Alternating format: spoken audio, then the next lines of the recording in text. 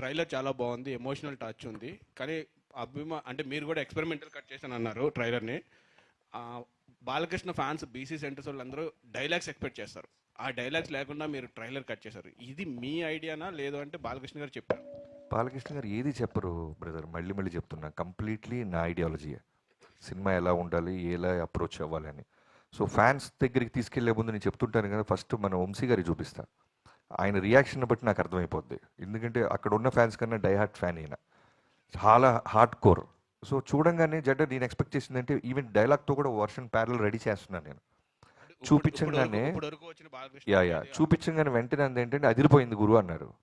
గురు నువ్వు చూసావా క్లియర్గా అన్న, అదిరిపోయింది గురు అన్నారు. డైలాగ్ లేదా అన్న, అవునా అవసరం లేదే, చాలా బాగుంది, బాలయ్యబాబుతో ఇలా కొత్తగా వెళ్దాం అన్నారు. సేమ్ ఫ్యాన్స్ కూడా రిలీజ్ అవ్వగానే నేను చూస్తూ ఉన్నాను ట్విట్టర్ స్పేస్ అంతా, అందరూ కూడా చాలా చాలా పాజిటివ్గా అప్రిషియేట్ చేశారు.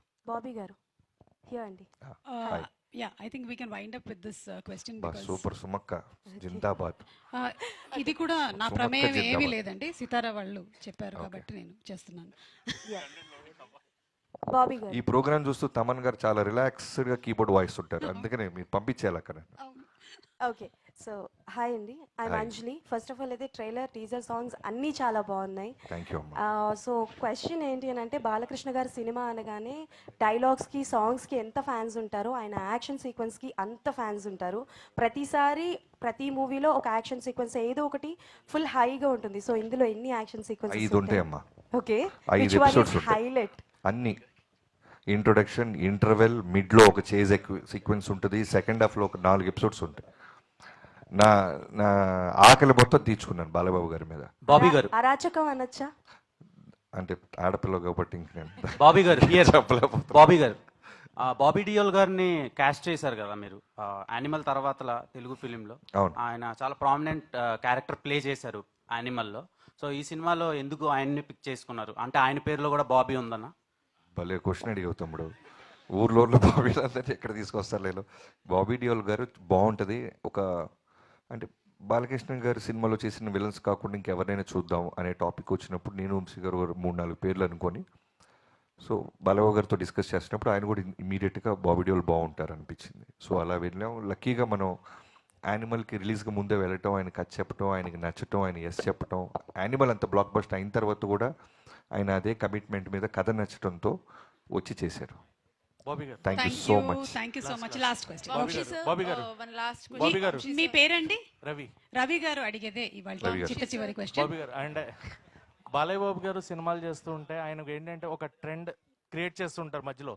ఒక కంటిన్యూస్గా ఒక సినిమాలో ఒక వేలో చేసిన మనకి ఆయన సినిమాలు చూసుకుని సమరసింహారెడ్డి అవ్వచ్చు, తర్వాత మళ్ళీ లెజెండ్ అవ్వచ్చు, అఖండ, భగవంత్ కేసరి, మళ్ళీ ఆయన స్టైల్ మారింది కొంచెం భగవంత్. మళ్ళీ ఇందులో complete high and action film లా కనిపిస్తుంది.